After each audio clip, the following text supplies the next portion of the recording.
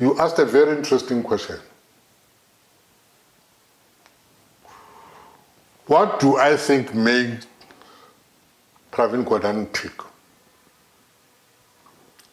I deliberately used Niccolo Machiavelli in his book, The Prince. Because if you look at that book and the philosophy of Machiavelli,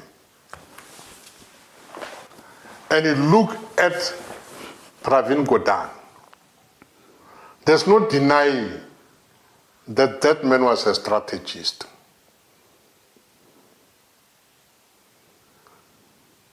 He was so much of a strategist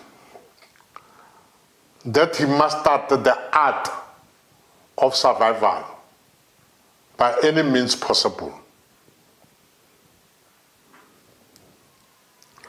Look at how he used the state capture report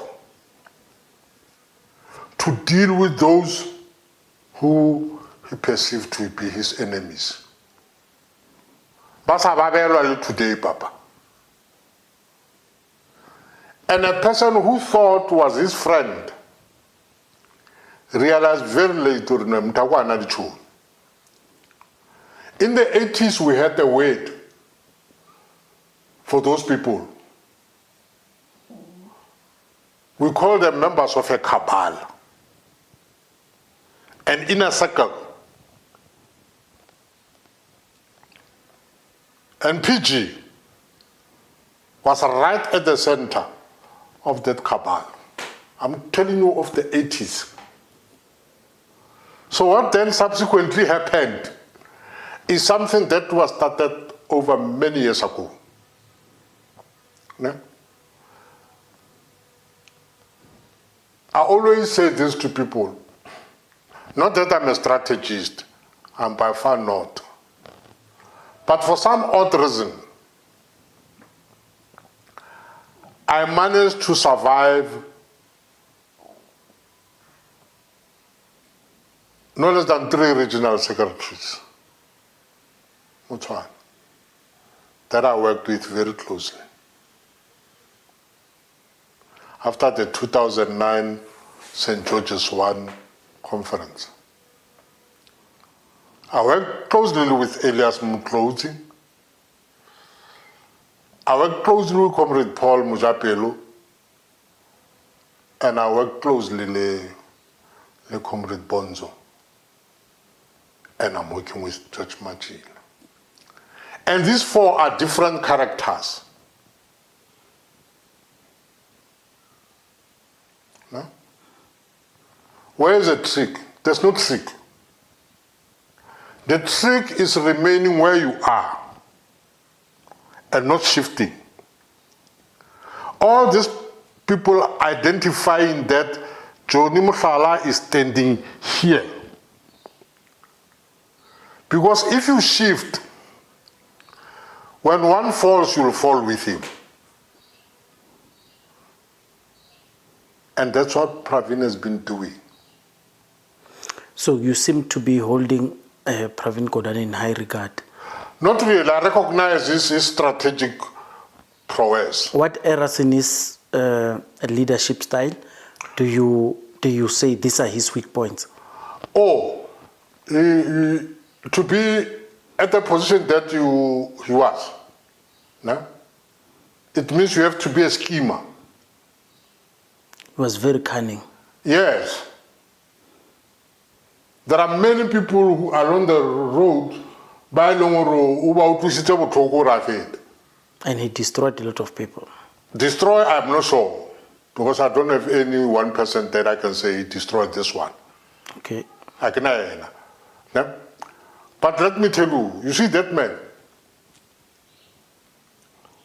and I'm talking from the era, the 80s, because when I started knowing him in the 80s during the UDF era. I know how those people used to deal with issues, or how, in actual fact, the correct word is manipulate processes. No? they'll make us, people who have got constituencies, to put them in positions when they did not have constituencies. True story. Yes. Yes. I remember there was a gentleman who was who became a deputy minister. He was from the National Party. He got his membership card from me. But this man became deputy minister. Because he knew, right now we don't do that. You live your own political life almost non-existent. Except when you walk in the streets. And there's something that Pravin Gordhan must start.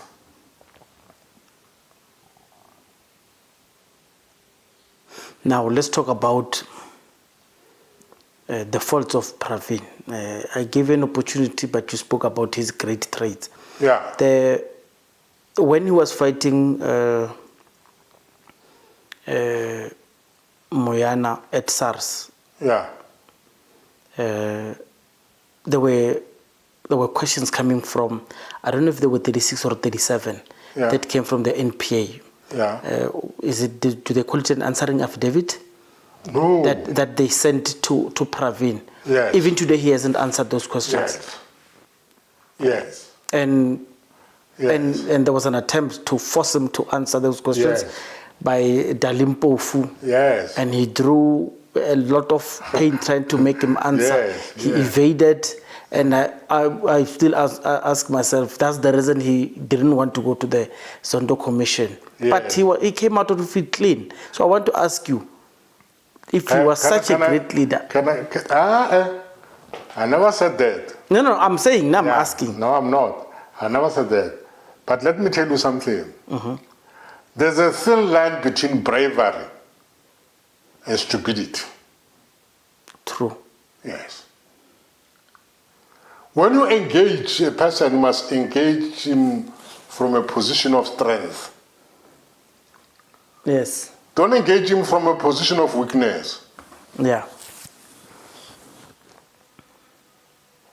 And the era you are talking about, if you look at the balance of forces, were stuck against Pravin Gordhan. But today, you and I knows where Tom Moyani is.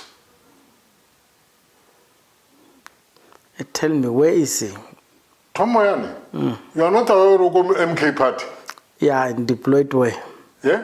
Deployed way. I guess it's one of the 10 that were sworn in parliament. Yeah? Yeah. And what he was accused of was proven to be correct. Who? Tom Moyani. And then Pravin? Yeah? Pravin. What? Except what we are saying that he never answered the question. Yes. Yeah. Was he accused of anything? Yes. What? He needed to answer those questions. No. He was asked questions. He was not accused of anything. That's exactly what I'm telling you, that he was not only cunning, but he was protected. And this is where the difference between the legacies of people like Tom Moyana, Brian Molefe, Siyabonga Gama, and Lucky Montana is. Their accusations were taken forward by authorities. No. Pravin Gordhan could not be pursued further than that. No. I'm going to go back. Tell me one thing that he was accused of. Not questions. One thing. Yes. Okay, I remember one of those questions there, because one of the questions was he must explain why a certain gentleman wanted to leave the employment of SARS, and he resigned and he was rehired so he could cash in his pension, a practice that can be done by especially people like SARS and people who are running treasury, because they know they are custodians of such. So what wrong did he do? He oversaw the process. No, what wrong did he, by the way, Yeah. by the way. I'm just giving an example. I don't have those questions. No. Unfortunately, Mashiach, there are laws in this country.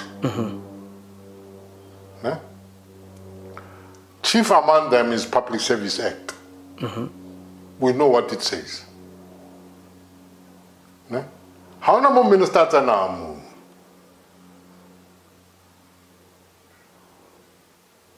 Legally, how many ministers are now? Next. Why didn't you answer the questions? Yeah? I just told you. The bravery versus stupidity. Stupidity. It's like what you say, I told you, now to ask lepes rotamadu fetch out kapampiaka next door.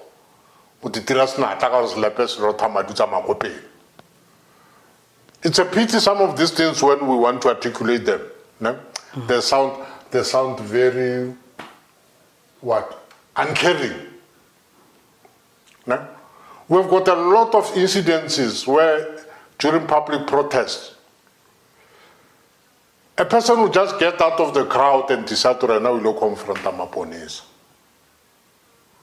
and expect that the police will catch him and kiss him.